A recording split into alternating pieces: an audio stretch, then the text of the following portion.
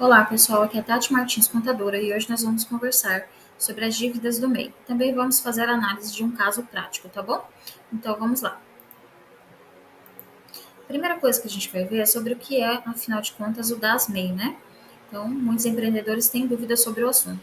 O DAS-MEI é a guia, né, que a partir do momento que você abre o seu CNPJ, você se compromete a pagar mensalmente, a arrecadar esse valor. Parte desse valor vai para o INSS, parte desse valor são impostos, tá? A gente vai ver no próximo slide.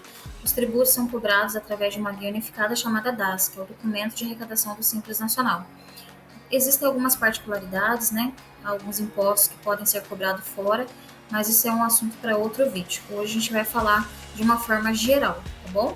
Então, de uma forma geral, os tributos são cobrados através de uma guia unificada que é o DAS, sendo essa uma das grandes vantagens aí para quem atua como MEI, tá? Então, a guia é muito similar com essa daqui que eu deixei para vocês aqui do ladinho, tá bom? Então, quais são os impostos que compõem essa guia que o MEI paga?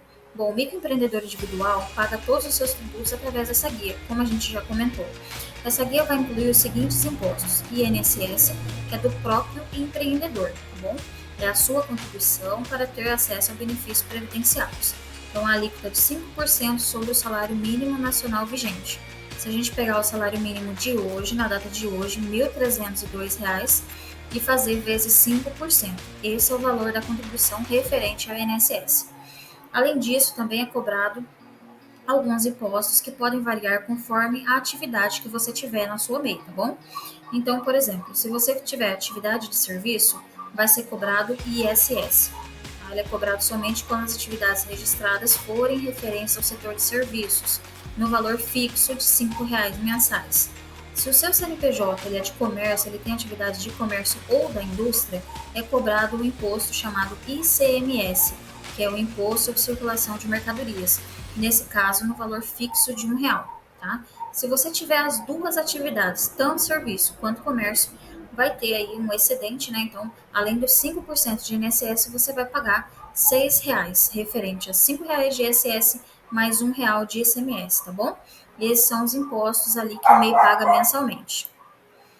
Então, assim, primeiramente, você vai verificar a sua condição financeira, né? Você precisa saber o quanto você pode pagar para poder se organizar e principalmente para poder ficar em dia.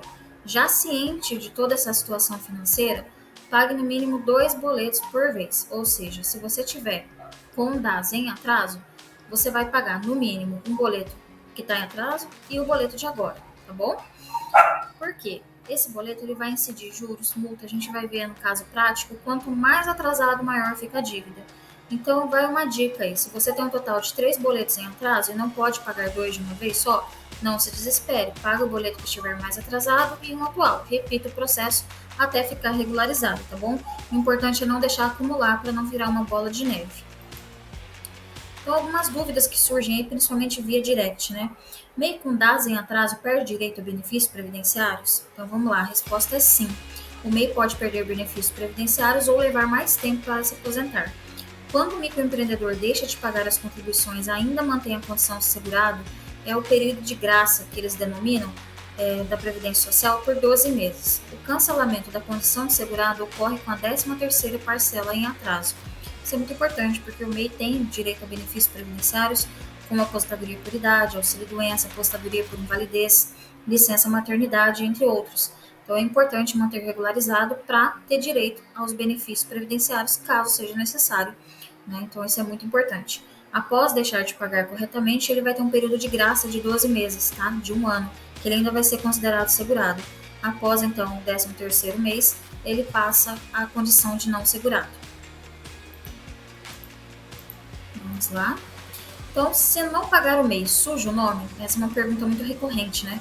Então, a princípio, você não vai ter o nome sujo lá nos órgãos de SPC e Serasa, como se você comprasse numa loja, tá? Mas, de certa forma, sim. Por quê? Quando o microempreendedor individual está inadimplente, ou seja, está com os dados em atraso, fica sujeito a ter o CNPJ inscrito na dívida ativa da União. Na prática, isso quer dizer que o MEI ficará em débito com o governo e terá dificuldades na hora de buscar empréstimos com bancos, por exemplo. Essa dívida, ela também, com o passar do tempo, ela vai ir para o seu CPF, né? E depois de ir para a dívida ativa, na prática, a justiça poderá ir atrás de seus bens caso as dívidas não sejam pagas futuramente. e com isso você pode sofrer com bloqueio de contas, ordem de liquidez, entre outros. Leva um tempinho, mas pode ocorrer. E esse risco é tanto para o seu negócio quanto para você, pessoa física. Por isso a importância de levar o pagamento dos DAS em dia, tá bom? O que mais trará de problemas, né? Então, o MEI, de certa forma, quando ele está inadimplente, sua certidão negativa não é emitida. Então, ele ficará impedido de participar de processos de licitação e dispensas, por exemplo, além do acesso a empréstimos bancários. Então, quando você vende algum serviço ou produto para a prefeitura, você vai ter que participar de um processo de dispensa interna, dependendo do valor. E esse processo vai exigir algumas certidões. Uma delas é a negativa federal, quer dizer que você não possui débitos com a Receita, tá? E nem com o INSS. Então, a partir do momento que você tem esses dados em atraso, essa certidão não é mais emitida. Então, você passa a não conseguir participar de processos de licitação e também de dispensas, por exemplo. Além de acesso a empréstimos bancários, financiamentos, entre outros, tá bom? Multa e juros, né? Bom, além de tudo que eu já citei, você pagará multa e juros sobre os valores atrasados.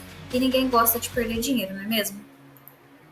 Bom, então vamos fazer um estudo de um caso prático aqui, tá bom? De dívidas do MEI. Vamos lá.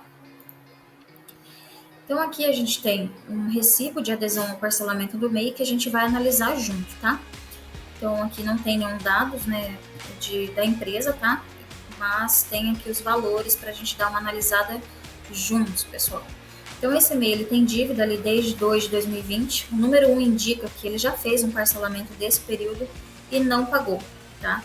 Então, a partir desse momento que foi feito um parcelamento e não foi feito o pagamento, ele vai ter que dar uma entrada de 10% do valor da dívida. Então, aumenta, porque geralmente, a depender do valor que você tem de dívida, a parcela pode ficar ali entre 50 e 60 reais por mês.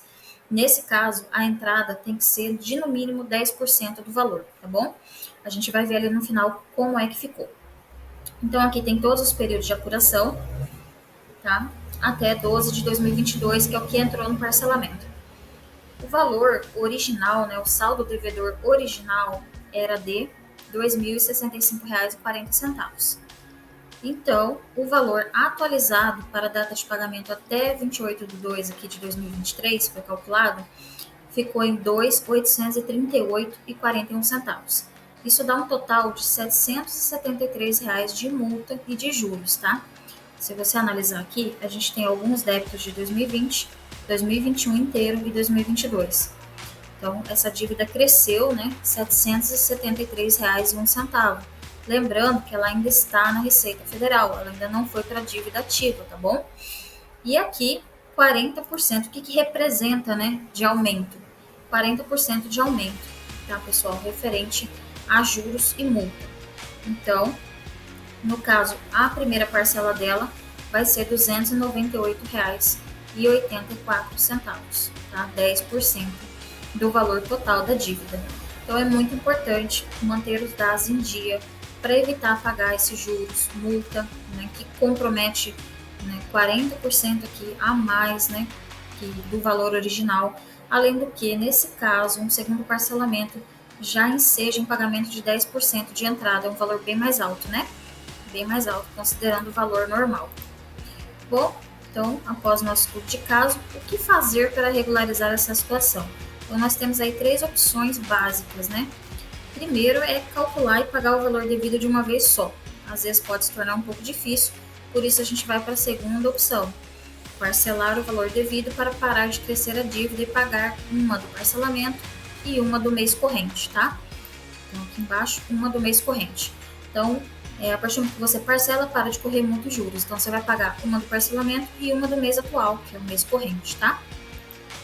Outra dica muito importante, se você não usa mais o seu MEI, é melhor dar baixa, tá? Faz o parcelamento para pagar certinho, mas dá baixa para parar de correr os DAS mensal. Outra dúvida muito recorrente que eu recebo é, Tati, mas eu não tenho faturamento, eu não tenho movimento, eu abri a MEI só para recolher o INSS. Eu posso deixar de pagar o DAS? Não. O DAS é obrigatório, o envio da declaração anual também é obrigatório para o MEI. Tá? Então, a partir do momento que está aberto, está gerando DAS.